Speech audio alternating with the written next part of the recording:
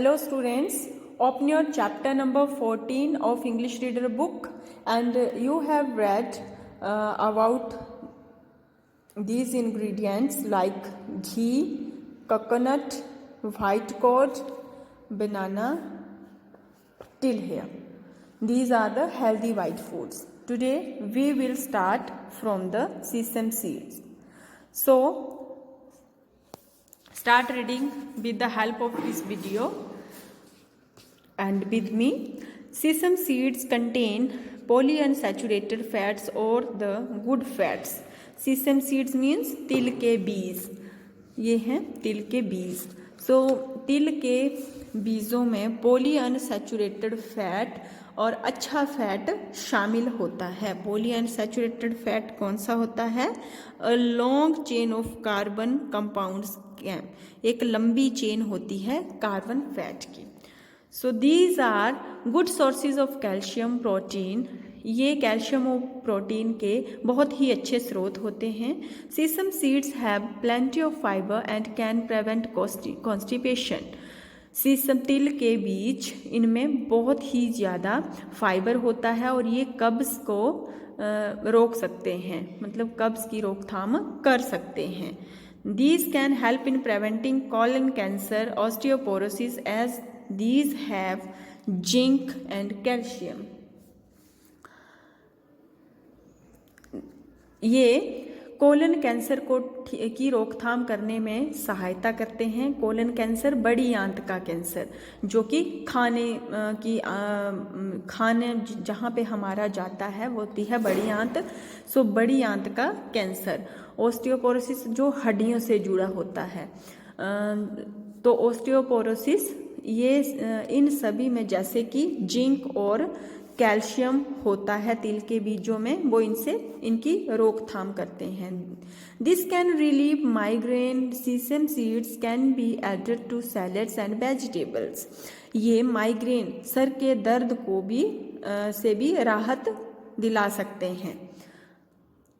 और सीसम के सीड जो हैं इनको सैलेड और वेजिटेबल्स में भी ऐड कर सकते हैं. Sesame paste known as tahini is a great substitute for butter. Sesame paste, अब तिल के बीजों का जो पेस्ट होता है जिसको ताहिनी के नाम से भी जाना जाता है, ये मक्खन के लिए एक बहुत ही बढ़िया विकल्प होता है. मक्खन का एक बहुत ही बड़ा विकल्प होता है. Next is white gourd, dudhi. White gourd means ये सफ़ेद लौकी. White gourd is extremely cooling. It has high water content. White gourd helps prevent constipation. It can also lower the blood pressure.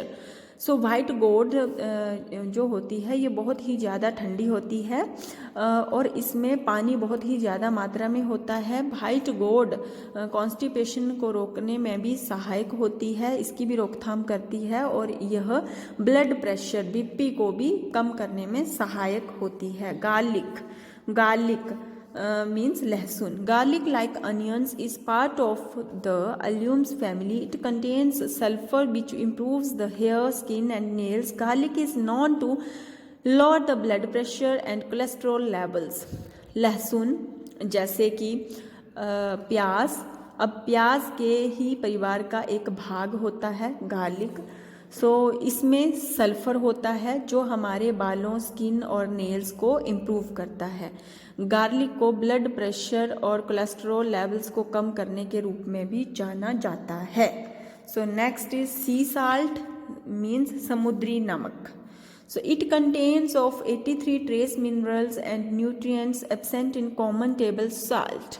इसमें 83 ट्रेस मिनरल्स और nutrients होते हैं जो कि हमारा जो साधारण नमक होता है उसमें इनकी कमी होती है, पोषक तत्वों की कमी होती है. It is antihistaminic properties and is a excellent source of natural sodium.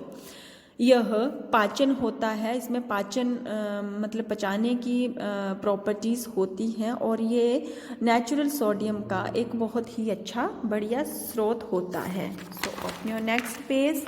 Next it is potatoes. Potatoes means aloo. Potatoes contains no fat. These are a rich source of carbohydrates and are healthy ones. Potatoes can lower blood pressure as these contain potassium. आलू, इसमें कोई fat शामिल नहीं होते हैं। इनमें बहुत ही ज़्यादा मात्रा में कार्बोहाइड्रेट्स होते हैं और ये हमारे लिए हेल्दी होते हैं, मतलब स्वास्थ्यवर्धक होते हैं। पोटैटोज, आलू जो हैं वो ब्लड प्रेशर को कम करते हैं और इनमें पोटेशियम भी शामिल होता है। These also contain tryptophan. This nutrient stimulates the production of certain feel-good chemicals in the brain. इनमें ट्रिप्टोफेन भी शामिल होता है। Tryptophan means amino acid in proteins essential for growth and digestion, जो कि ग्रोथ और पचाने से संबंधित होता है। तो ये हमारी ग्रोथ भी करते हैं और ये पच भी जल्दी जाते हैं, तो इनमें ये शक्ति होती है, ट्रिप्टोफेन होता है। यह न्यूट्रिएंट, यह पोषक तत्व दिमाग में अच्छा फील करवाने वाले केमिकल्स, जो जरूरी केमिकल्स होते हैं, उनकी प्रोडक्शन करने के लिए उत्तेजित करता है। मतलब ये जो इसमें जो पोषक तत्व होते हैं वो दिमाग में अच्छा फील करवाने वाले जो रसायन होते हैं, जरूरी रसायन होते हैं, उनकी प्रोडक्शन, उनका उत्पादन करने के लिए भी उत्तेजित करते हैं। Next is egg. एग होता है अंडा। So egg white is one of the few protein sources that can be called complete. Egg white, सफ़ेद अंडा, सफ़ेद जो सफ़ेद अंडा होता है, जो अंडे का सफ़ेद भाग होता है, वो भी प्रोटीन के सोर्सेज, कुछ प्रोटीन के सोर्सेज में से एक है जिसको कि कंप्लीट कहा जाता है। It contains all the amino acids which the body does not produce. इसमें एमिनो एसिड्स सब प्रकार के शामिल होते हैं जो कि बॉडी जो है वो खुद से प्रोड्यूस नहीं करती है, उत्पादित नहीं करती है। While the egg yolk contains the same amount of proteins as the egg white, one can have the egg white without the worry of cholesterol from the egg yolk. जबकि अंडे की जो जर्दी होती है उसमें उतनी ही मात्रा में प्रोटीन शामिल होते हैं जैसे कि अंडे की वाइट अंडे में हो सकते हैं।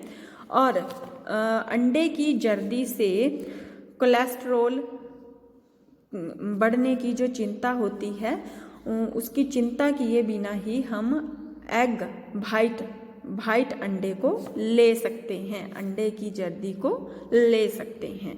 So I hope you will understand this chapter. So learn this chapter at home also with the help of this video. So till then, take care. Bye.